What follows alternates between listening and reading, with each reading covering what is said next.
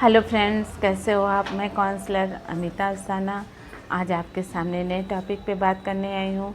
और आज का हमारा टॉपिक है कि अपनी समस्याओं का समाधान कैसे करें।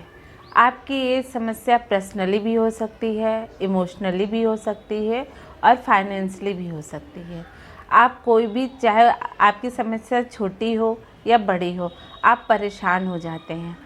आप सोचते हैं कि कैसे हमें इसका हल मिल जाए, जो हमें इस दुख से, ये दुख हमारा हट जाए। और आप बहुत ज़्यादा सोचने लगते हैं। और कभी जब आप ये सोचते हैं तो आपके अंदर कभी पॉजिटिव थॉट्स नहीं आते हैं, हमेशा आपके नेगेटिव थॉट्स ही आते हैं और मन भी बहुत परेशान रहता है। आइए दोस्तों, हम आपको इसका निवारण बताते हैं।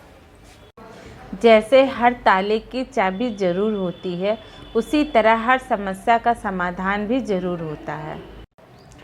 जब भी हम लोगों के पास कोई समस्या आती है तो हम लोग बहुत ज़्यादा परेशान हो जाते हैं और ये कहने लगते हैं कि हमारा बुरा वक्त चल रहा है, हमारा कोई साथ नहीं देता है, भगवान भी हमसे नाराज़ हैं, हमारी तो किस्मत ही ख़राब है। जितना भी हो, ज़्यादा से ज़्यादा हम नेगेटिव वर्ड का ही यूज़ करते हैं और नेगेटिव थिंग्स हमारे मन में आने लगता है और मन बहुत परेशान रहने लगता है कि हम क्या करें, कहाँ जाएं, कैसे इस समस्या का हल हमें मिल जाए। जब हम बहुत ज़्यादा नेगेटिव थॉट्स हमारे मन में आने लगता है तो इससे हमारी प्रॉब्लम सॉल्व नहीं होती है, बल्कि उसे फेस करने की शक्ति कम हो जाती है। और जब हो सकता है कि जो भी समस्या वो छोटी सी हो, लेकिन जब मन में नेगेटिव थॉट्स आने लगता है तो यही समस्या बहुत बड़ी समस्या बन जाती है। अब आप लोगों का सवाल ये होगा कि जब भी कोई समस्या आए तो हम क्या करें। अगर आपके लाइफ में कोई भी समस्या है तो सबसे पहले आप अपने मन को शांत करने की कोशिश कीजिए, क्योंकि शांत मन से हम कोई भी समस्या का हल ढूंढ सकते हैं। इसका सबसे अच्छा और उत्तम ये रहता है कि सकारात्मक चिंतन। किसी भी समस्या के बारे में अगर आप सकारात्मक विचार रखते हैं तो आपका समस्या का हल जल्दी मिलता है। साइंटिफिकली भी ये प्रूफ हुआ है कि हमारे पॉजिटिव थॉट्स निगेटिव थॉट्स से ज़्यादा पावरफुल होते हैं। हमारे हर विचार में रचनात्मक शक्तियाँ होती हैं। जैसा हम सोचते हैं वैसे ही हम बनते चले जाते हैं। इसका एक बहुत छोटा सा उदाहरण अपने ऊपर आप आजमा के देखिए।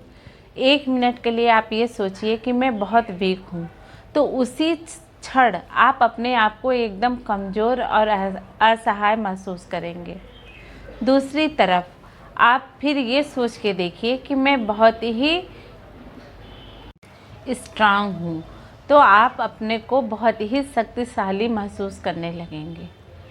इसका मतलब इस सब समस्याओं का बस एक ही उपाय है, आपके सकारात्मक विचार, पॉजिटिव थॉट्स। आपके अंदर जैसा आप अपने अंदर विचार लाते हैं वैसे ही आप बनते चले जाते हैं। और हर समस्या का समाधान सिर्फ आपके पॉजिटिव थॉट्स के अंदर छिपा होता है।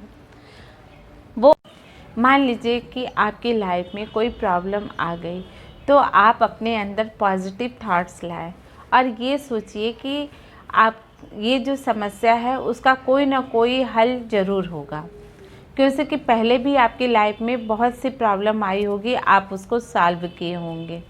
तो इसी तरह हर प्रॉब्लम का कोई ना कोई सॉल्यूशन ज़रूर होता है। आप ये सोचिए कि जैसे आपकी पुरानी समस्या हल हो गई, उसी तरह ये भी समस्या आपकी हल हो जाएगी। आज है कल नहीं रहेगी। दुनिया में कोई भी चीज़ अस्थायी नहीं है। पॉजिटिव थॉट्स के द्वारा हमें अपने मन को स्ट्रांग बनाना चाहिए। जिसका मन स्ट्रांग होता है वो बड़ी से बड़ी समस्या का हल ढूंढ लेता है। हमको अपने मन को स्ट्रांग बनाना बहुत ज़रूरी है और हमें अपने मन को धैर्य रखना भी सिखाना चाहिए। जब हमारा मन धैर्य रखना सीख जाता है तो हमें अपने मन को ये समझाना होगा कि जिस तरह से हर ताले की चाबी होती है, उसी तरह से हर समस्या का समाधान होता है। हमें हर सिचुएशन के लिए तैयार रहना चाहिए और अपनी क्षमता के अनुसार सब कुछ सही करना चाहिए और हमें अपने रिज़ल्ट के लिए भी तैयार रहना चाहिए। ये बात तो सत्य है, दुनिया की प्रत्येक समस्या का कम से कम एक समाधान ज़रूर होता है। जब समस्या आती है तो समाधान भी साथ में लाती है। बात होती ये है कि जब समस्याएं आती हैं तो हम अपनी समस्याओं में इतना ज़्यादा उलझ जाते हैं और परेशान हो जाते हैं कि हमें उसमें जो समाधान मौजूद रहता है वो हमें दिखाई नहीं देता है। यदि खुद पे विश्वास रखा जाए और लोगों की उचित सलाह ली जाए तो हर समस्या का समाधान मौजूद है। बहुत से ऐसे लोग हुए हैं जिनको अगर अपनी समस्या का हल नहीं मिलता है तो वो अपने समस्या के साथ जीने की एक अपनी आदत बना लेते हैं और अपने भाग को हमेशा कोसते रहते हैं। हर समस्या का समाधान होता है। इसी के आधारित एक छोटी सी कहानी है, आप ज़रूर सुने उसे। एक नगर था और वहाँ एक राजा राज करता था। वो राजा जो था वो बहुत ही अनुशासन प्रिय था। उसके राज करने का तरीका ऐसा था कि उसके राज में उसके खिलाफ कोई भी षड्यंत्र नहीं रच सकता था। उसके राज में कोई भी उसके खिलाफ बोलने की भी हिम्मत नहीं कर पाता था। उस राजा के 3 बेटे थे, सोम, वीर और कमल।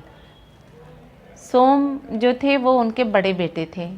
कुछ समय बाद राजा की मृत्यु हो जाती है और उनके बड़े बेटे को राज सिंहासन पर बैठा दिया जाता है। सोम स्वभाव से बहुत ही दयालु थे, जिसके कारण उसने अपने पिता के बनाए हुए नियमों को बदल दिया और उसने सारे नियम को सरल बना दिया। उनके इस स्वभाव के कारण राज के कुछ दरबारी उनके खिलाफ षड्यंत्र रचने लगे और उनको मारने की साजिश करने लगे। क्योंकि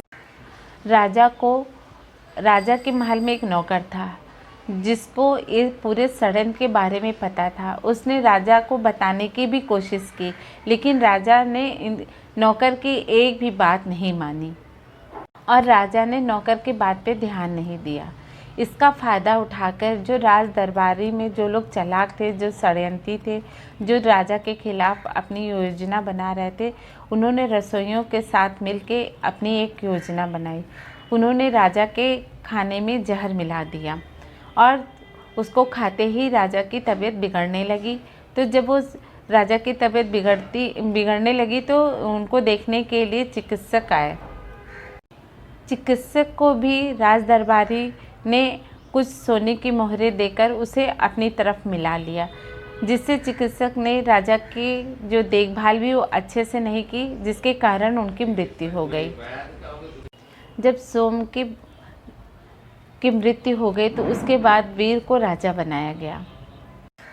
जब सोम की मृत्यु हो गई तो जो षड्यंत्री थे वो और भी ज़्यादा खुश हो गए। जब वीर राजा बने तो इन लोगों की हिम्मत ज़्यादा बढ़ गई।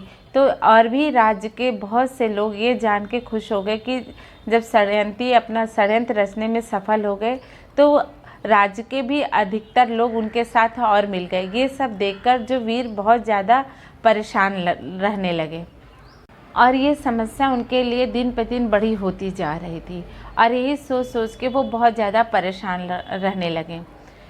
तब उनका मन जो है राज करने में भी अच्छे से नहीं लगता था। उन्हें लगता था जैसे मेरे बड़े भाई को मार दिया गया तो हमें भी मार दिया जाएगा, और हुआ भी वही। सारे षड्यंत्री अपना षड्यंत्र रचते रहे और राजा मन से मन कमज़ोर होने ही लगे थे और उन्हें भी एक दिन मार दिया गया। जब वीर राज करने लगे थे तो उस नौकर ने राजा वीर को भी ये बताने की कोशिश की कि आपके पीछे भी एक षड्यंत्री लोग लगे हुए हैं राज दरबार के। तो उन्होंने भी उनके बात को विश्वास नहीं किया। राजा वीर ने कहा कि जब बड़े से बड़े गुप्तचर उस समस्या का समाधान नहीं ढूंढ पा रहे हैं तो तुम एक नौकर हो के क्या हमें इस समस्या का समाधान बता पाओगे। अब वीर के बाद कमल को राजा बना दिया गया, लेकिन जब कमल अपने राज करने लगे तो उसके भी मन में ये समस्या बहुत बड़ी लगने लगी कि हम इस कैसे समस्या का हल निकाल पाएँ। वो दिन भर यही सोचता रहता था कि हमारे 2 भाइयों को मार दिया गया, हमारे सेनापति, हमारे राज दरबारी सारे हमारे खिलाफ षड्यंत्र रचते रहते हैं। वो मतलब इस समस्या से हमेशा घिरा रहता था और इस समस्या का हल ढूंढने का वो सारे उपाय भी करता था, लेकिन उसे कोई उपाय नहीं मिल पाता था।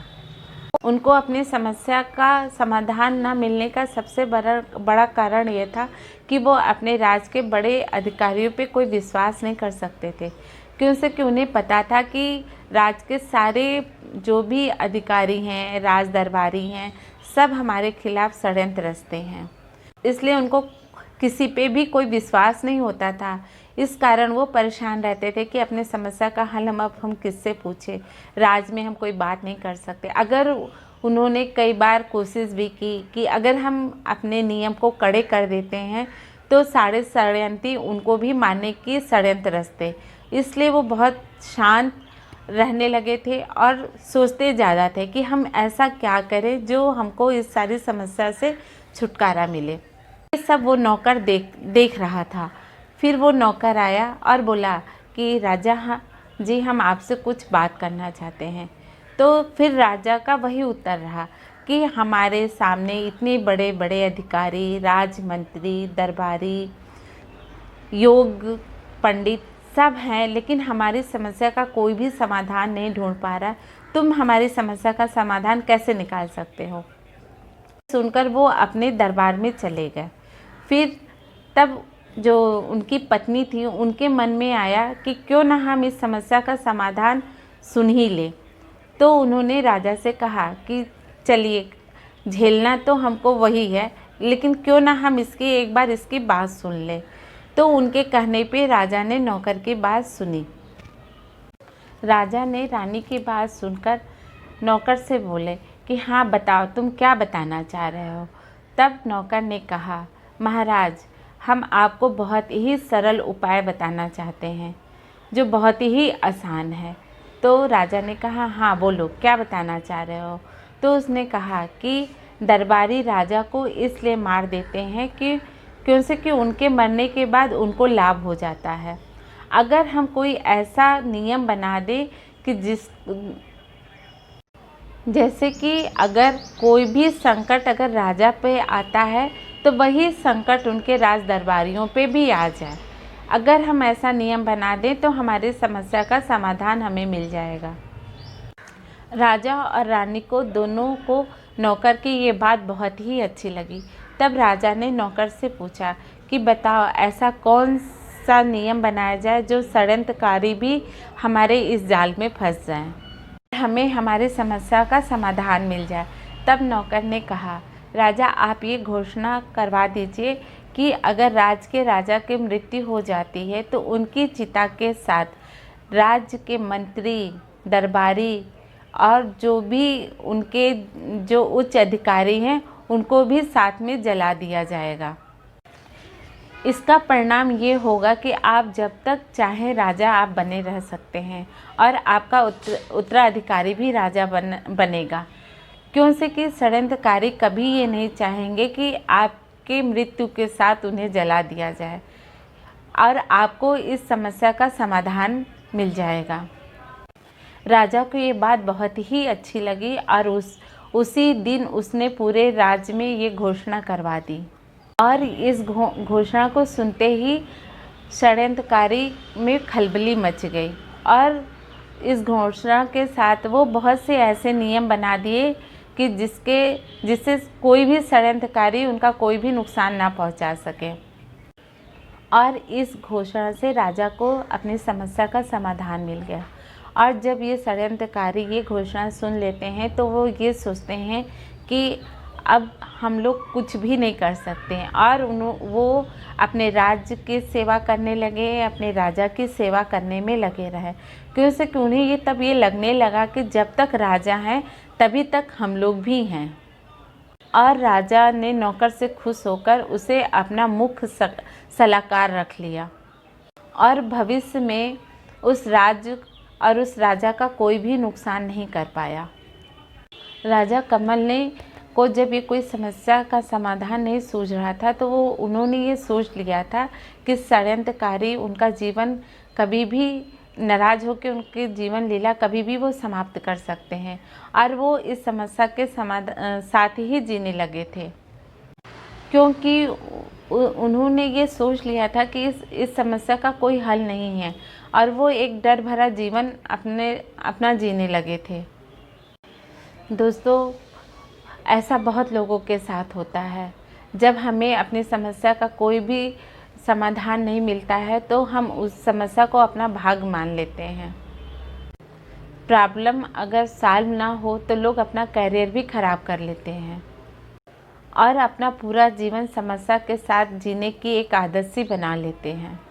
जबकि ये बात भी सत्य है कि दुनिया में हर समस्या का कम से कम एक ना एक उपाय ज़रूर होता है। जब समस्या बनी तो उसी के साथ उपाय भी आया।